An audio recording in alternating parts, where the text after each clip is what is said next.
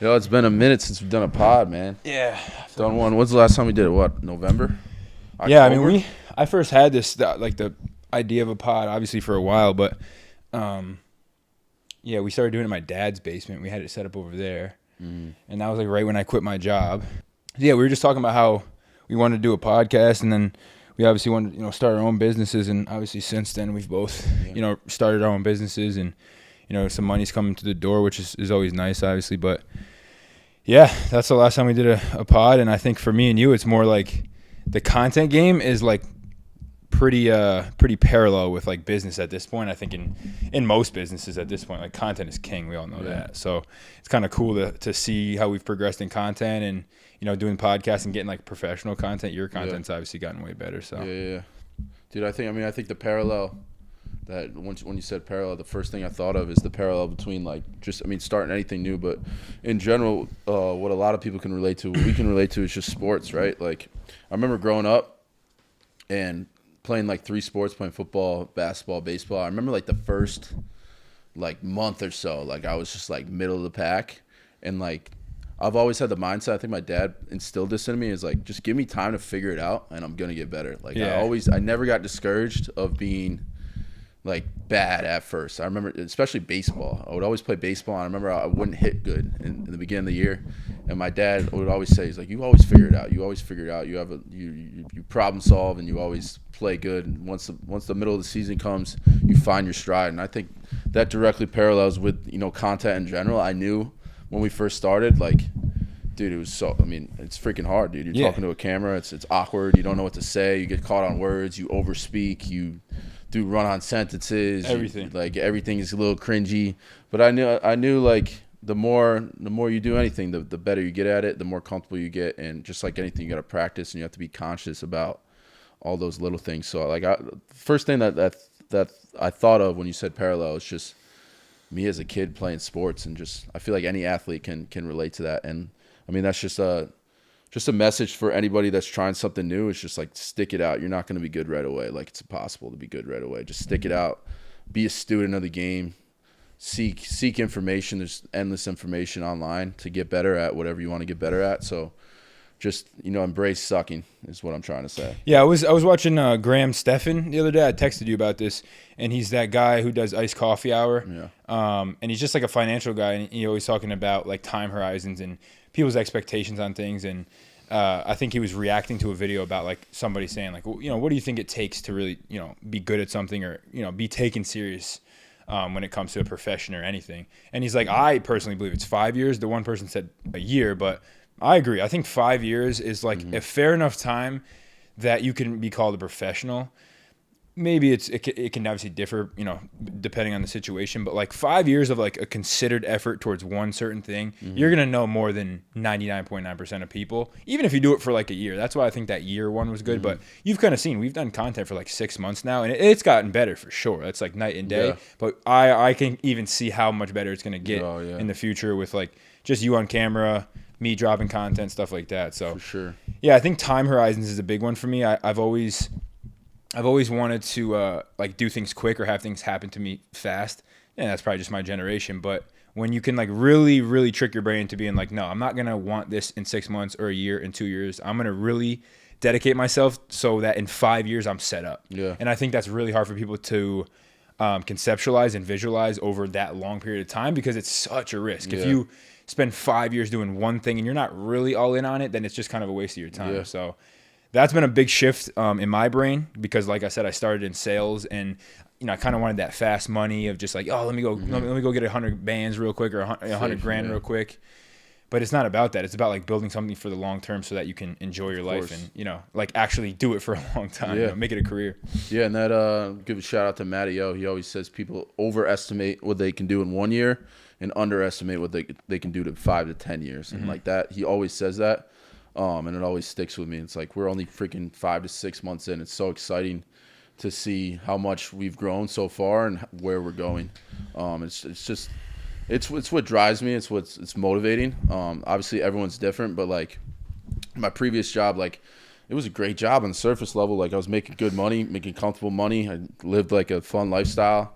Was in a gym every day, on my feet every day. But like just the the thought of like thinking of like, is this it? Like, is this the peak? Is like this is it is for this me. all like It's my life forever. Yeah, is this my life forever? Well, you're like what? You're 26, 27 having those thoughts, right? So it's like, damn, you know. Yeah, and there's nothing wrong with that. I love everyone there, and I'm so grateful for that experience. But like, what drives me is that uncertainty.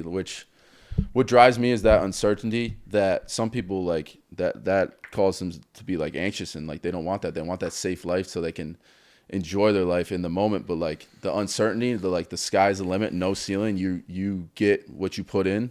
The harder you work, the more you make. Like that's what drives me. That's what gets me to get up every day and like get after it. Obviously, some days you're more motivated than others, but like knowing that it's all on you and you have no one to blame but yourself is honestly a peaceful feeling.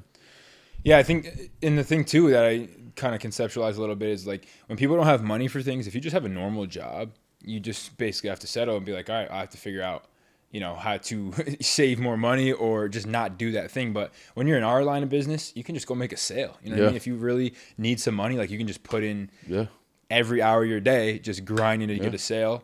And that's like the beauty of it is there is so much uncertainty when it comes to running your own business. And I think another thing is it's been so popularized and sensationalized, maybe is a good word for it, in today's society. Like everybody's an entrepreneur. So I think the thing for me is like I don't want to be considered one of those, you know, like entrepreneurs, those people who just like put founder in their bio or whatever. Like I want to like really take it seriously and like make that considered effort every single day. No, I agree, dude. I don't think like a dollar sign is my goal. It's exactly what you said, like living the lifestyle I want to live, having enough money to live comfortably and have nice things. Like I think everyone wants nice things. Everyone wants to flex a little bit, but I don't need $100 million, $500 million. I say that now, but like you get to that point and it's just it's never ending. Yeah, right? it's like when's it gonna be enough, you know? But honestly, like the biggest thing that I've just learned from just, you know, role models and just people I've looked up to over the years is just how important gratitude is, and just to be grateful every day that we're even in this position to like have the opportunity to start our own businesses, to do whatever we want. Like a lot of people don't have that luxury of going for something, taking a risk. Some people just they're just worried about, you know, what am I going to eat today? Like how am I going to make rent at the end of the month? So just having that gratitude that like we come from a great family that put ourselves in a position to do whatever we want and support us no matter what decisions or choices that we made. And just honestly, just starting your day with gratitude is just, it's cliche, but it's super underrated. Even if like, I mean, you don't have to like, obviously everyone says write your affirmations, write your gratitude down. Even just saying it and just thinking it every day, especially when you're down, it's like, listen, like I woke up today and I have my own business. I can do whatever I want. You know what I mean? Like just that's what it is for me. Is like when I worked my old job, I still could do what I want, but there was meetings, there was stuff. And of course I do meetings. I have Zoom calls. Like I'm a business owner, so I'm not saying that I want to be a business owner so I don't have to work. I just always hated how it wasn't on like my prerogative. Like I hated that I had to go somewhere because you told me. And if I thought the meeting was dumb and I didn't get value from it, I was just stuck there because it was my job. Yeah. Like now, if I don't find value from a meeting, I'll be like, all right, we're cutting that meeting out of this, out of my life, because I don't need that anymore. So I think for me, it was just about like the time that I was taking. Another thing too is like if you work a normal job and you're getting like 20, 25 an hour, and you got to go to that job 8 hours a day, like that's 40 hours your week. And it's so hard to get motivated to like spend the other 40 hours of your week doing a whole other job and like working towards your dreams or whatever, as they say. It's like, if you really want to get out of your job, like the pain of that job has to be so fucking high. Yeah. You know what I mean? Because the pain of what it's going to take to get out of that job and working essentially a double shift every single day until you can make the money that you're making at that job. Really? Like, so yeah, I agree with you. I think we're completely blessed. We're at an age as well that we don't like, the responsibilities aren't there. So at the same time, you got to have the fucking balls to go and just say, all right, screw it. I'm not just going to go work a job for the rest of my life that I don't really love. I'm just going to go try and do something that I like really enjoy and can find value in every single day, you know? So I think you got to pat yourself on the back, because not everybody's willing to like make that leap and fully really like actually be like, nah, I'm not working another job. Like this is what I'm doing. Yeah. You know? And I think it's just, and I think too, I mean, I've said this on other pods, I've said this in numerous content. It's just finding a mentor is so crucial. One that's like not a scumbag. Like there's so many 10K a month freaking gurus on the internet. You see 10K a month, 10K a month, 10K a month, 10K a month. Find one that's genuinely like has your best interest at heart. Like I knew my guy Matty O, shout him out again. I knew he had my best interest when the first time I talked to him, and he told me not to do it until I had an X amount of money in my bank account to hold me off like 4 or 5 months. And when he said that, I'm like, all right, like if this dude, like he had me sold, right? He could have got my Stripe payment and just got me in and said, all right, like who cares how much money he has in the account? But like he sees the big picture, and like I'm very grateful for that. And he saved me so much time, so much trial and error, so much just tedious stuff that I didn't even think of just from him. So like anybody that's like wants to start their own business, like get a mentor or just someone in their life that's done what you want to do and it can lead you in the right direction. It's going to save you so much freaking time. And like honestly, like if you have any questions for that, like feel free to reach out to me on how to like decipher between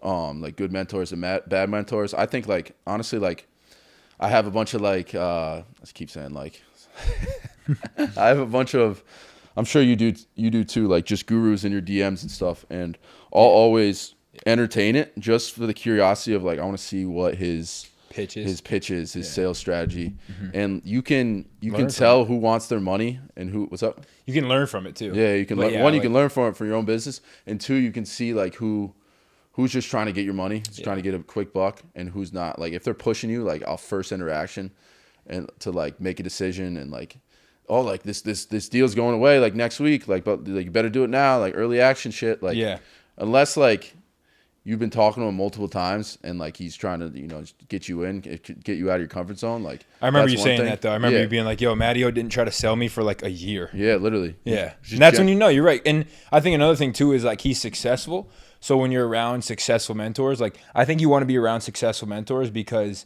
they're not going to try to like just get a buck off you. They're already successful, so they don't need your money. You know what I mean? Like exactly. they want you to do well because them doing well or you doing well in their mentorship is way more valuable than you just like you know signing up with them at a time that it might not make sense. Yeah, for you, and so. I relate to that heavy, dude. Like if like I've had clients that like just don't they're not very like compliant in what I tell them to do and stuff like that, and like they're paying me and I'm still getting the money, but like they're not reaching their goals. They're not better than themselves. So like I want to, at the end of the day, like I'm in it for the right reason. I want to help people. I want to help people get healthy and have sustainable habits. So if they're not doing what I'm doing, like it bothers me at the end of the day.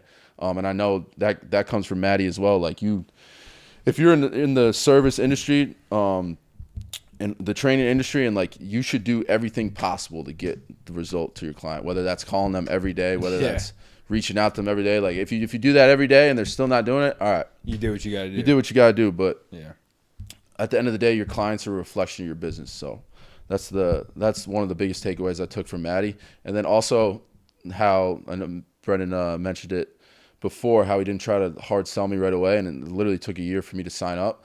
I take that with my leads as well. Like my new followers don't usually become clients until like 3 to 6 months down the road. Like they see your value, they see that you're genuinely there to like provide assistance, and just being in the DMs and just not like trying to sell them, honestly, just like picking their brain, seeing what their fitness goals are, where their roadblocks are, what their favorite type of content is, and just keeping it casual. And like if you're just a good person and you have everything for the right reasons, like, and you know your shit at the end of the day and you're about that life, like they'll come to you a lot of times. Like so I mean occasionally you get a follower and then they turn to a client like a week later, but like for the most part it's a long game. You got to play the long game. You got to plant seeds. It's the content game, baby. Yeah, content creates conversations create sales. So like that's the biggest thing. But I just kind of wanted to talk about a little bit, you know, in terms of posting on social media. I just never wanted to be that kid, like that corny social media kid who's posted on social media as like a young kid, and you know, there's a guy who's got 10 more years of experience than him, and like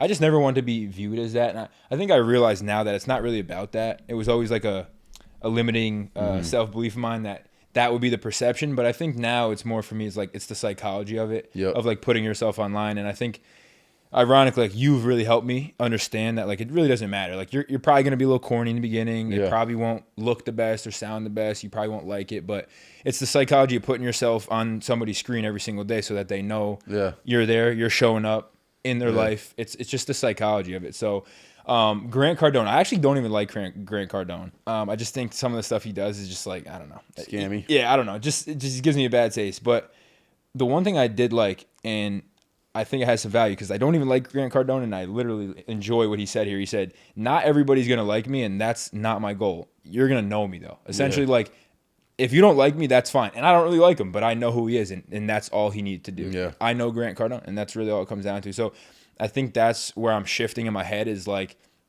whether people really like it or not is not the point. It's like, you're going to see me on your feed. You're going to see that I do content. Facts. You're going to see that I provide this service for other people and do it at a high level. And at the end of the day, like, that's all I'm really, that's really all the goal is. So yeah, I mean, at the end of the day, it's like everyone knows they should be doing content. I think we've known for a long time. I think I've known for a really long time that I need to do content. Like, I do it for everybody else and don't do it for myself. So at the end of the day, it's kind of like, I'm just going to take that leap and just say, fuck it. You know what I mean? And just start posting. Because it really doesn't matter what it's about. I think for anybody that has a business, if you're a brand, even if you're just a person, like building a personal brand, other than like becoming famous, you know, because that's obviously a negative side effect of it. There's no negative side effects to it. Literally. You know what I mean? There's so many people in the world that have personal brands and just make bread off just their name. Just show up somewhere, sit down on a podcast and get paid. You know what I mean? So starting it early is number one thing I want to do. And then you said Matty O. Another shout out to Matty O. He's dropping gems on this podcast. He said, do you think social media will be around in like 2034? And you're like, well, yeah. So why would you not start now? You know what I mean? Like if you think it's going to be around in 10 years, there's no reason to not start, because what is your social media following going to look like in like 10 years? You know? So I really want to do my best to like what I say. So I mean, so I've kind of like felt like a hypocrite for months now because I've been helping people with content for so long and not posting my own. So I really just want to do my best to, you know, make posts that have actual tangible thoughts and not just posting random, you know, whack stuff like you see online everywhere. You know, people post the most whack stuff. So that's one thing I've been really proud about with the content, you know, you've been posting and that we've been working on, is that it's real thought-provoking stuff and it's not just some whack shit. So I never want to be viewed as that whack, corny content creator. It's more of just like the psychology for me. Yeah, I have two thoughts of that. I thought it was a sick analogy. Content is like growing a beard, right? You got to get through the awkward phase where it's patchy. We're just like, it doesn't look that good. I'm gonna shave it off. But just let it go. Get through the awkward phase. It's gonna grow in full. Then you'll have a nice beard. You'll be more handsome. Your jawline will pop a little bit more. That's a fire analogy right there. Sometimes you need some assistance. Like for background knowledge, I was growing my goal. I lived in Dallas a year after college. My goal was to have a full ass beard. Like I wanted a full beard, and it was patchy, right? So I'm like, why can't I grow it right here? Or why doesn't it go up here, right? There's stuff you can buy. There's a beard kit. I was telling my brother about this. Bought the beard kit, did the whole thing, grew in full. I never had it's been full ever since. So like in this analogy, the beard is the content. The beard kit is the mentor, right? I just needed the mentor. You're part of that as well. And then it's just getting through that awkward phase and just not shaving it, just letting it rock. And then eventually you get, you know, you're handsome motherfucker out there. Like, for the longest time, I couldn't grow these in right here. Like, this and this wouldn't connect, so I looked so crazy. That's what I mean. And then literally, and you kept shaving it. Yeah, I kept shaving it. Abraham Lincoln ass. It was so awkward, bro. And then I looked like Abe Lincoln for the longest time, and then finally I said, all right. And then literally, like within this last week, I just let this shit go in. Yeah. So that was a great analogy right there. And then another thought I had was the cliche of, this relates to content as well, but the cliche of saying, it's like, I don't care what people think. Like, I agree with that to an extent. Like, you can't care about what everyone fucking thinks. Like, obviously you'll drive yourself crazy. You won't get anything done. You'll be fucking paralyzed out of fear, right? But in the content game, you have to care what people think. So you have to build an audience, right? So like, what's hitting and what's not? Like, did this reel hit? Like I didn't get a ton of views with that. Didn't get a ton of engagement. That's why the insights are so crucial with the shares and the saves. But just honestly, even just like asking, like I ask my followers all the time, like what type of content do you find most useful? What type of content do you have? What type of content do you get the most value from? So just honestly, just like being genuine and just asking your audience what they find useful, and then applying that to your content. Like I DM'd this dude the other day if he had any content ideas, and he had a great idea about like progressions of exercises. Like, for example, like a push-up, if you can't do a push-up, what can you do? Do a push-up from your knees, right? If the regular push-up's too easy, add load, add a band, add a plate on your back. So and I would never even thought of that if I'd never asked my audience what they want out of content.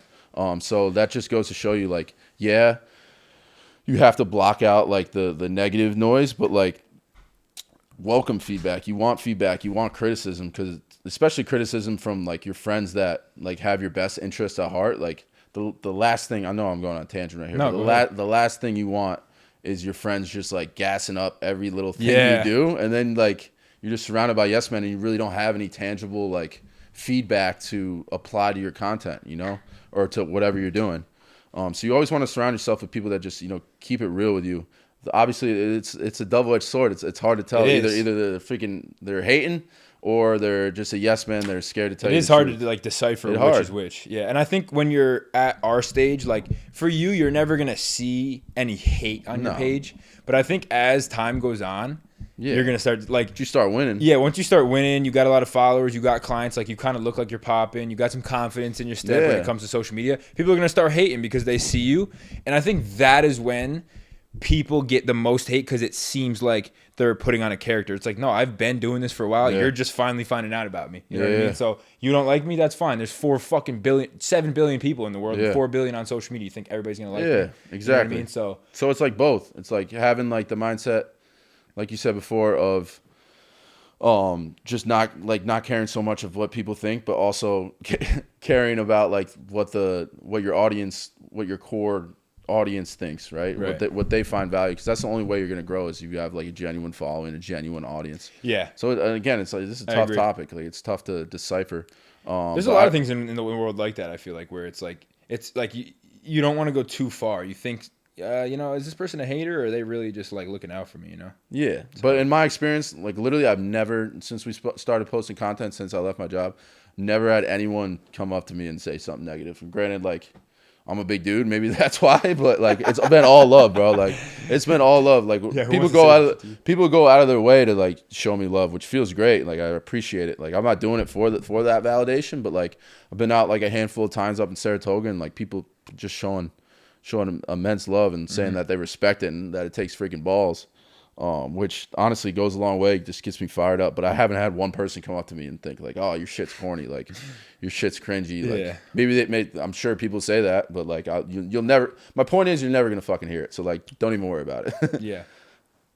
I also wanted to talk about like consuming content versus creating content. I always thought that was an interesting topic of like, in today's world, it's so easy to just consume content for hours and hours and hours. Dude. And I've always noticed that for me, it was always harder to create content after I consumed it for so long. Because what happened was I felt so much self-doubt after seeing how good people are at creating content, because there's so many people out there that create content. So you almost get discouraged. Like, it's inspiring to a point, and then after a while, you're like, is this even worth it? Like, there's so many people out there doing it.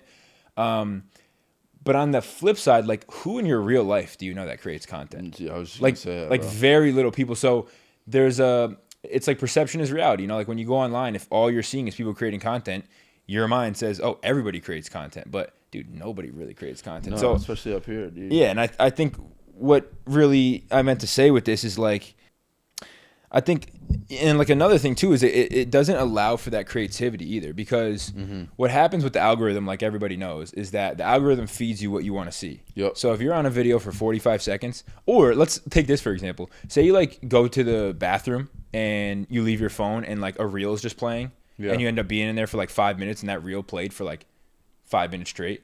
You start to realize that same type of content pops up in your feed. Oh, yeah, for sure. So it's funny. It's like your algorithm will just feed you whatever you want to know. That's why like political stuff is so polarized right now, because if you're on one side, it's just going to feed you all that information. So I never wanted to be that type of person who like only consumes one type of content, but it's so hard. Like I really try to like do my best to see all types of content, create content, and just be as creative as possible, because I think I was watching a podcast the other day, and this one guy said the best way he is creative with his content and gets inspiration, he actually just goes on the explore page. Instead of like going to your followers and seeing what your algorithm wants to show you, just go on the explore page and see what's popular in general. Because like you said, you can't care what people think when it comes to your content, but at the same time, you have to care what your followers say and what your audience says, because you want to grow. You want to pay, you want to grow, and you want to like make the content worth it for them to watch. That's the whole goal of making content. Literally. So help people. Yeah, I agree. I think there's a dichotomy there where you want to care a little bit, but you don't want to care too much. So I think in being creative, you go on the explore page, you just look at stuff. What's doing well? Like what type of content is doing well that I can use as my own and Exactly. put my context in it and my content and use that as the structure. So I think the less I consume content, the better I am at creating it. But I think you kind of need that dichotomy where like, what's popping right now, because we're always looking at stuff like, oh, what's the new thing that we could be doing that could be cool. So yeah, and I saw that reminded me, I saw a real Justin Wenzel made a post the other day about creating your audience, and he goes, like, when you're first starting out, like, with all due respect, like, no one really gives a fuck about your story, honestly. Like, they care about, why should I watch your content, like, what value can I take from this reel, and just especially early on, which we did subconsciously, it's just like make it relatable. And like, honestly, I didn't really tell much stories. I mean, it's obviously a few reels because you want some background, you want to tell your audience about you, but it's more so about like how you can help people and like what is relating. The only way, to your point, the only way to know that of what's engaging and what is popping off and what people want to hear is studying other creators. So like finding 3-4 creators that you like and just kind of like studying them is the best way to go about it, in my opinion. That reminds me, I had a conversation with BG, Brandon Gallagher, my guy. And especially in the fitness world, there's so many different trainers, so many different people to follow. And I was like putting him on with one trainer, and he goes, I kind of like just being in this space like 5-6 years, like I kind of have my guys I follow, and I kind of just stick with them just because there's so much information. It's almost information overload at the end of the day. So again, finding like 3 or 4 like studs, 3 to 5, obviously you're gonna get inspired, and just studying them, I think is the best way to go about it. It's just like a quote, like, you'll get more out of reading like a good book 8 times rather than reading like 8 books, right? 8 different books. So it's like it's a similar concept to that. A few of them that I follow is like B Mark, Wenzel, honestly. Can't even think of more on the top of my head, but like just again, like that's what I try to do. I try to not to look too much, you know what I mean? Like finding those core guys, sticking to that, and like keeping it simple. And I think another thing too when it comes to content is that this is also meant to become a better speaker. We talked about it when we first started doing podcasts 5 or 6 months ago, that at the end of the day, this was just to become more articulate, if for nothing else. Because at the end of the day, there's not a single scenario in the world that you'll be worse off for being a good speaker. Literally. You know what I mean? So like if you're able to speak to somebody in a way that's captivating, I'm going to give a quick shout out to my boy Henry Jacobs right now. He is the first person that really ever put me on to like what it meant to be a captivating personality and like speaker. And he has a really good gift. And like at the end of the day, when he talks, like you just listen. I don't know what it is, and he knows it too. And he's a good salesman. He makes a lot of money from doing it. But he's one of the first people that really put me on to the idea of like the ability to captivate a room is powerful. Very fucking powerful. Yeah. And it shouldn't be underestimated, and it shouldn't be taken lightly. Like I think at the end of the day, what we're doing right now isn't done enough because of our phones. Like we're all iPad kids nowadays. Like we all grew up with a phone. I got my first phone when I was 11 years old. So this face-to-face interaction, this like talking for an hour straight without looking at your phone and just having to flow is a skill can be learned. And I just feel like people don't put the effort in to do it because it's weird. It's hard. It's uncomfortable. It's awkward. It's like, but that's why people make a lot of money, man. If you can influence and persuade and sell people, like, oh my God, man. And that's the stuff that like really interests me and something I want to get better at. I don't even think I'm like fully confident with it right now. I know I'm like I can hold a conversation. I'm not fucking weird, but like I want to step into a room and like heads turn, and I want to be able to like tell great stories. Like that's the thing that I've noticed with all the great public speakers, all the great all my great role models is they're so good at telling stories, and that's what sells. That's what keeps people engaged, is how well can you keep them, in the moment. And like they say in the reels, like strike emotion every 2 to 3 seconds, right? It's just I want to get better at that, be more articulate, eliminate the fluff is what I'm trying to work on as well. Switching my vocab, like even there, like I'm trying to eliminate trying from my vocab. I made content of that as well, but like subconsciously I'll say that all the time. So it's just, and the only way you get better at it is 1, studying great speakers, 2 fucking applying it and speaking, doing what we're doing right now. Like talking, right? So that's been my goal. Again, day by day. It's never going to be perfect, but here's another thing that's super underrated, Drew, is that rejection is a skill, in my opinion. No, like the ability to get rejected, take it on the chin as a positive, learn from it and move on is a skill. There's no way you can convince me otherwise, because I had a cool experience, and I got to work for a company called Plug PV for a year. I had a cool experience where I worked for a company called Plug PV for a year, and I knocked door to door for an entire year. And what that experience really taught me is that rejection is really just a part of life. Negotiations are a part of life. Yep. Like if you think that you're not going to get rejected or negotiate with somebody or, go back and forth and it's a little bit of a, fist fight. It's war. Yeah. Bro, that's what business is. That's what money is. It's persuading people to give you money and providing some value for it. So rejection, going door to door, knocking on somebody's door, having them look you in the face and either slamming it in your face or tell you to fuck off or be nice and just tell you, no thank you or whatever. That experience, what that did for me, other than just make me a little bit of money, has taught me like rejection is just a part of life and it's not something to be feared anymore. Yeah. I used to fear rejection so bad. Yeah. I just think as growing up, Same, dude. as a man, like you're the one that always has to make the first move. Yeah. You have to be the one to take rejection. Yeah. And being forced into that and like waking up every single day knowing that 35 to 40 people were going to tell me no. Yeah. Makes like DMing someone on Instagram to Fucking do content and explode their brand just like Light. it's like I'm sitting there on my phone eating breakfast, you know what I mean? So that's one thing I wanted to touch on, and just if anybody is looking for like an improvement in their life and like some thicker skin, dude, go get a door-to-door sales job for a few months in the summer. Just for the summer. Just go door-to-door. You could probably make some decent money and you'll just learn, wow, like rejection is a part of life and that's how you make a lot of money if you get rejected. It's true. So like literally, and you touched on that, and another point I want to touch on is just having the mindset. And I've always knew this is the answer, like just being a man, just being raised by obviously great parents, but just having the mindset that everything that happens to you is your fault. Like it's your responsibility no matter what, good, bad. Like if something didn't go your way, it's your fault. If something great happened, it's your fault. You did the right move. So if you're fat, it's your fault. If you're skinny, it's your fault. If you didn't get that promotion, it's your fault. You should have went harder. If you didn't get the girl to want to go on a date with you, it's your fault. And I say that by saying it's your fault. How could you have done that differently for the next time, right? If you ever have that victim mentality, you'll never get anything accomplished. You'll never get better. If you think, oh, like it wasn't meant for me anyway, it wasn't. It's like, no, it's your fault. You have to.